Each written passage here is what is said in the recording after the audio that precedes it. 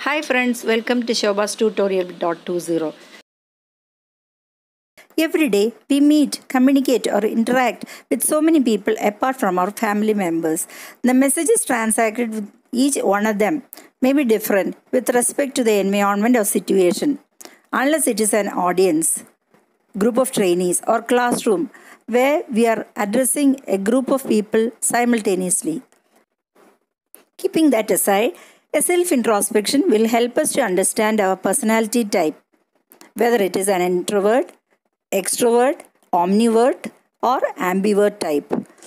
While an introvert avoids mingling with people, an extrovert finds pleasure in socializing. Ambivert is one who not only likes socializing but also values own time.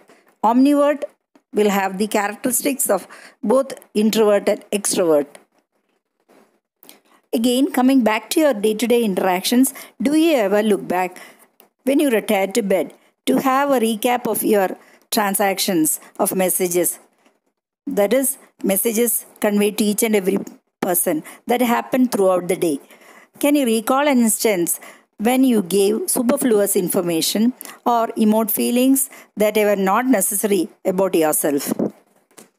Here we have Johari window, a very useful reference tool to help us keep in check from believing people at face value or give us a warning signal when we go overboard. What is Johari window? Johari window is a technique created by psychologists Joseph Lift and Harrington Ingham in 1955. The name Johari was made by coining letters from Joseph and Harrington. It is used as a psychological tool to understand about the strengths, weaknesses, knowledge, skills, emotions, feelings, preferences, views, talents, abilities, good qualities, bad qualities, experiences, and attitudes about ourselves and the people with whom we interact. How can we apply Johari window in our day-to-day life? Johari window, as the name indicates, is a window with 4 quadrants: open arena, blind spot, facade, and unknown. On the top side, we have known to self and unknown to self. On the left side, there are known to others and unknown to others. Let's discuss each quadrant separately.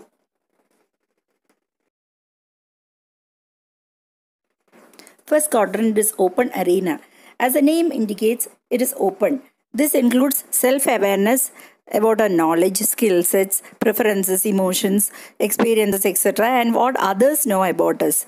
This awareness has a significant role to play in communication and relationships. Some people say, I am an open book, meaning that they have nothing to hide to anybody. Can everyone behave in such a manner? People who are more intimate to us will have more information about us. It can be about our knowledge, skills, attitude, experiences, emotions, and feelings.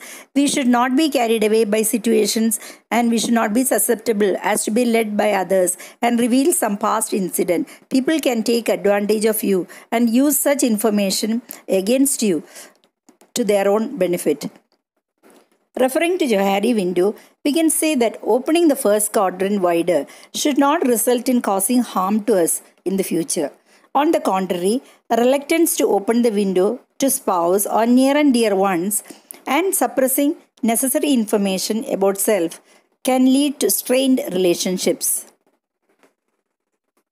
The second component of the window is blind spot. As the name indicates, this refers to our ignorance about certain things related to self. It can be good or bad.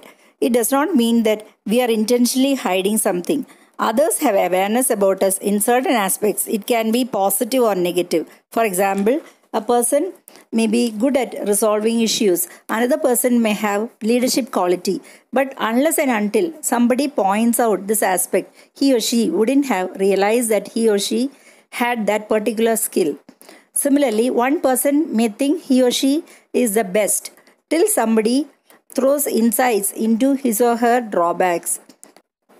If one is encouraged to do a self-assessment of one's skills, it will help the person to identify areas for improvement and consequently do better.